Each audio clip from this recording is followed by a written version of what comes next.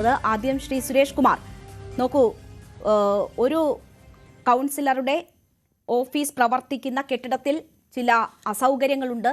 ആ അസൗകര്യങ്ങൾ ചൂണ്ടിക്കാട്ടി ഒരു സഹോദരനെ പോലെ കരുതുന്ന ഒരു വ്യക്തിയോട് നടത്തിയ അപേക്ഷയാണ്, വേണമെങ്കിൽ യാചനയായി കൂടി കണ്ടോളൂ എന്ന് പറഞ്ഞ് ഒരു കാര്യം ആവശ്യപ്പെട്ടതിനെ ഈ രീതിയിൽ വലിയ അസഹിഷ്ണുതയായി കാണേണ്ടുന്ന ഒരു സാഹചര്യം ഉണ്ടോ? ഇതൊരു വീണ് കിട്ടിയ അവസരം എന്ന നിലയിൽ അതിനെ പൊലിപ്പിച്ചു കാട്ടാനുള്ള ശ്രമമാണോ CPM നടത്തുന്നത്?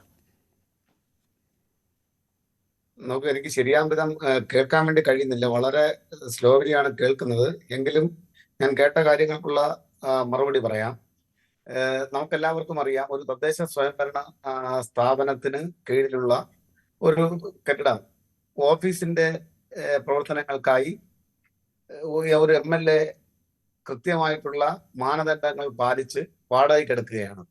ആ വാടകയ്ക്കെടുത്ത കെട്ടിടത്തിലാണ് വട്ടിയൂർക്കാവ് MLA ശ്രീ VK പ്രശാന്തിന്റെ ഓഫീസ് പ്രവർത്തനം നടക്കുന്നത്.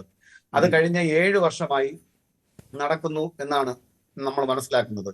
ഈ കാലയളവിൽ 2 കൗൺസിലർമാർ ശാസ്തമംഗലത്ത് അവരുടെ ആ കാലയളവിലാണ് ഈ പ്രവർത്തനങ്ങൾ നടന്നു വരുന്നത്.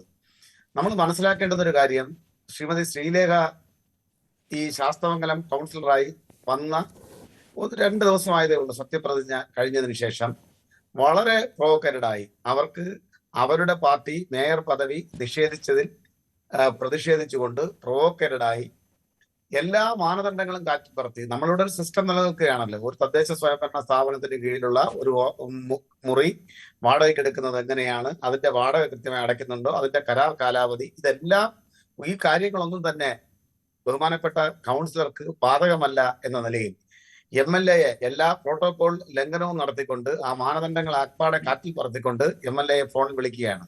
ഫോണിൽ വിളിച്ചിട്ട് എത്രയും പെട്ടെന്ന് ആ ഓഫീസ് കെട്ടിടം ഒഴിഞ്ഞു തരണം എന്നാവശ്യപ്പെടുകയാണ്. ഇത് നമ്മുടെ സാക്ഷര കേരളത്തിലാണ് നടക്കുന്നത് എന്ന ഓർമ്മ ഇവരെ കയറൂരി വിട്ടിരിക്കുന്ന BJPക്ക് ആദ്യം ഉണ്ടാകണം.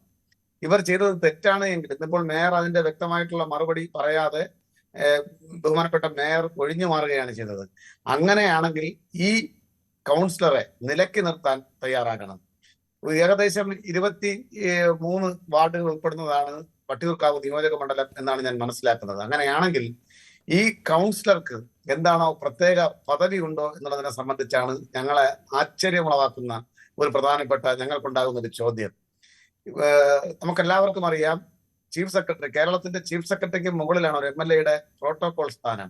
അങ്ങനെയൊന്നും പ്രോട്ടോകോൾ ആവശ്യപ്പെടുകയോ ആ രീതിയിൽ നിലനിൽക്കുകയോ അങ്ങനെ പ്രവർത്തിക്കുകയോ ചെയ്യുന്ന ഒരാളല്ല വട്ടിയൂർക്കാവിന്റെ MLA ശ്രീ VK പ്രശാന്ത് എന്നുള്ളത് എല്ലാ ആളുകൾക്കും, പരിചയപ്പെടുന്ന എല്ലാ ആളുകൾക്കും രാഷ്ട്രീയത്തിന് അതീതമായി അഭിപ്രായമുള്ളതാണ്. അത്തരം ഒരു MLAയോട് ഈ രൂപത്തിൽ തട്ടിക്കയറാനും എത്രയും പെട്ടെന്ന് ഓഫീസ് ഒഴിഞ്ഞു തരണമെന്ന് ആവശ്യപ്പെടാനും ഏത് നിയമത്തിന്റെ പിൻബലത്തിലാണ് ശാസ്തമംഗലം കൗൺസിലർ ശ്രീമതി ശ്രീലേഖ ഏത് നിയമത്തിന്റെ പിൻബലത്തിലാണ് ആവശ്യപ്പെട്ടത് എന്നത് ഇവിടെ വ്യക്തമാക്കേണ്ടതായിട്ടുണ്ട്. ഒന്നുകിൽ കൗൺസിലർ വന്ന് വ്യക്തമാക്കണം, അല്ലെങ്കിൽ അവർ പ്രതിദാനം ചെയ്യുന്ന രാഷ്ട്രീയ ഇവിടെ സുരേഷ് കുമാർ, ഇവിടെ ഇപ്പോൾ ശ്രീലേഖ തന്നെ ഈ വിഷയത്തിൽ പ്രതികരിച്ചിട്ടുണ്ടല്ലോ. അവർ പറയുന്നത് തനിക്ക് സഹോദരനെ പോലെയാണ്, ആ സഹോദരനെ പോലെയുള്ള ഒരു വ്യക്തിയോട് അപേക്ഷിക്കുകയാണ് ചെയ്തിട്ടുള്ളത് എന്നതാണ് പറയുന്നത്. മാത്രവുമല്ല, ഈ ഓഫീസിലെ അസൗകര്യങ്ങൾ എന്താണ് എന്നത് ഇതിനോടകം തന്നെ ദൃശ്യങ്ങളിലൂടെ നമ്മൾ കാണുകയും ചെയ്തു. ഒരു ടോയ്ലറ്റിനുള്ളിൽ ആണ് ഒരു അലമാരയും മറ്റു ഫയൽസും ഒക്കെ സൂക്ഷിച്ചിരിക്കുന്നത് എന്നത് നമ്മൾ കണ്ടു. അപ്പോൾ വളരെ പരിമിതമായ സ്ഥലം മാത്രമേ ഉള്ളൂ. അത് നേരത്തെ കൗൺസിലറായിരുന്ന വ്യക്തി മധുസൂദനൻ കൂടി അത് സംബന്ധിക്കുന്ന ഒരു സാഹചര്യമുണ്ട്. മാത്രവുമല്ല, ഈ ഓഫീസിന് നേരിട്ടൊരു എൻട്രി ഇല്ല. MLAയുടെ ഓഫീസിനും മുറിക്കകത്തുകൂടി വേണം ഇതിലേക്ക് പോകാൻ. അങ്ങനെ ചില അസൗകര്യങ്ങൾ ഉണ്ട് എന്നത് നമ്മൾ ദൃശ്യങ്ങളിലൂടെയും കാണുകയും ചെയ്തു. ആ അസൗകര്യങ്ങൾ മുൻനിർത്തിയുള്ള ഒരു അഭ്യർത്ഥന, ആവശ്യം എന്നതിനപ്പുറം ഇതൊരു പ്രതികാര നടപടി എന്ന നിലയിൽ തന്നെയാണ് CPM ഇതിനെ കാണുന്നത്, അല്ലേ? അല്ല, നമ്മൾ ഈ കാര്യങ്ങളെ ഈ രൂപത്തിലാണ് കാണുന്നതെങ്കിൽ നമ്മുടെ ചർച്ച തന്നെ ഒരു പാർഷ്യാലിറ്റിയായി മാറിപ്പോകും. കാരണം MLAക്ക് ഈ ഓഫീസ് കെട്ടിടം കിട്ടിയത് എങ്ങനെയാണ്? അന്നത്തെ കൗൺസിൽ ചേർന്ന് ആ കൗൺസിൽ യോഗം തീരുമാനിച്ച് MLAക്ക് നിശ്ചിത വാടകയ്ക്ക് ഈ കെട്ടിടം കൊടുക്കുകയാണ്. അതിന് കൃത്യമായിട്ടുള്ള ഒരു കരാർ കാലാവധി ഉണ്ടാകും. അങ്ങനെ ഒരു കരാർ കാലാവധി MLAയുമായി ബന്ധപ്പെട്ട് കോർപ്പറേഷന്റെ കൗൺസിൽ കോർപ്പറേഷനും MLA-യുമായി നിലനിൽക്കുമ്പോൾ ഒരു സുപ്രഭാതത്തിൽ വന്ന് ഞാനിവിടെ കൗൺസിലറായി നിങ്ങൾ എത്രയും പെട്ടെന്ന് ഒഴിഞ്ഞു തരണമെന്ന് ആവശ്യപ്പെടുന്നതാണോ സാമാന്യ മര്യാദ? ഇല്ല, അത് അതൊരു ധാർമ്മികമായിട്ടുള്ള മര്യാദയല്ല. ജനപ്രതിനിധിക്ക് അത് ചേരേണ്ടുന്ന മാത്രവുമല്ല ധാർമ്മികമായ അത് മാത്രവുമല്ല മര്യാദയാണ് ആ എഗ്രിമെന്റിന് എന്ന് വിരുദ്ധവുമാണ് അത് എന്ന കാര്യത്തിൽ എനിക്ക് സംശയവുമില്ല. പക്ഷേ ഞാൻ ചോദിക്കുന്നത് അത് രണ്ട് വ്യക്തികൾ തമ്മിൽ നടന്ന സംഭാഷണമാണല്ലോ. രണ്ടുപേരും പുറത്തു വന്ന് പറയുന്നത് നമ്മൾ കേട്ടു. അതിനപ്പുറം അതിൽ ഒരു പ്രതികാര നടപടിയുടേതായ ആജ്ഞയുടേതായ അല്ലെങ്കിൽ ആ രീതിയിലുള്ള ഒരു സംഭാഷണമാണോ നടന്നതെന്ന് നമുക്കറിയണം. പക്ഷേ അപേക്ഷിക്കുകയാണ് ചെയ്തത് എന്നതാണ് ശ്രീലേഖ മാധ്യമങ്ങൾക്ക് മുന്നിൽ പറഞ്ഞത്.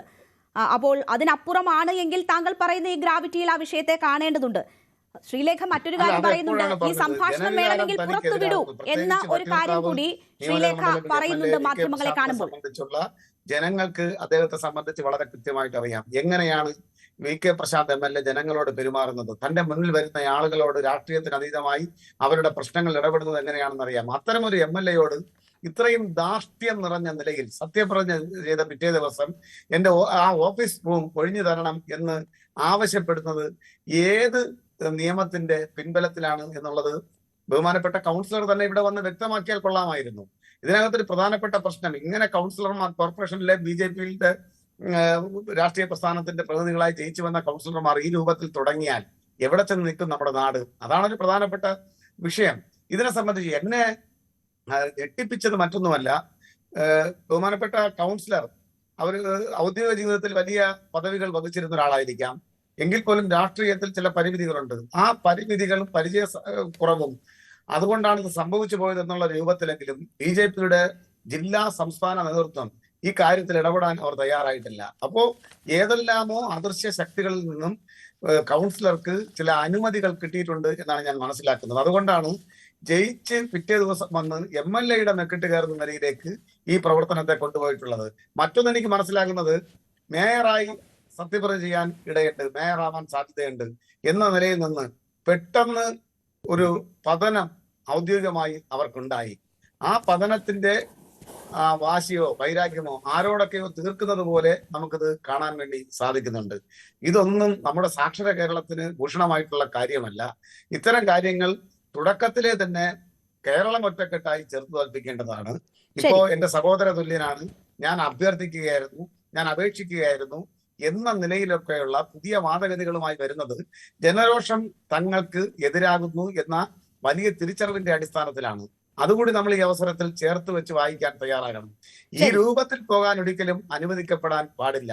കോർപ്പറേഷന്റെ ഒരു കെട്ടിട സമുച്ചയത്തിലെ ഒരു പോർഷൻ വാടകയ്ക്ക് കൊടുക്കുന്നതിന് കൃത്യമായിട്ടുള്ള നിയമം ഇന്നിപ്പോൾ തദ്ദേശ സ്വയംഭരണ സ്ഥാപനങ്ങൾക്ക് കിട്ടിയിട്ടുണ്ട്.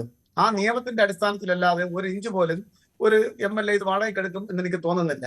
സാധാരണയായി ജനപ്രതിനിധികളിൽ നിന്നും വാടക ഈടാക്കാറില്ല, ഒരു പൊതുവിൽ നിലനിൽക്കുന്നതാണ്. എങ്കിൽ ഇവിടെ വട്ടിയൂർക്കാവ് MLA ശ്രീ VK പ്രശാന്ത് അദ്ദേഹം കൃത്യമായി വാടക കൊടുത്ത് കൃത്യമായി കോർപ്പറേഷൻ കൗൺസിലിന്റെ തീരുമാനത്തിന്റെ അടിസ്ഥാനത്തിൽ ഈ രൂപത്തിൽ ആ ഓഫീസ് കെട്ടിടം അവിടെ പ്രവർത്തിക്കുമ്പോൾ ഒരു ദിവസം രാവിലെ വന്ന് നിങ്ങൾ എത്രയും പെട്ടെന്ന് ഈ ഓഫീസ് ഒഴിഞ്ഞു തരണം എന്ന് പറയുന്നത് ഏത് തരത്തിലാണ് നമുക്ക് അംഗീകരിക്കാൻ വേണ്ടി സാധിക്കുന്നത്? തീർച്ചയായും അതാണ് CPM നേതാക്കൾ, മന്ത്രിമാർ ഉൾപ്പെടെയുള്ളവർ ആവർത്തിച്ച് ചോദിക്കുന്നത്.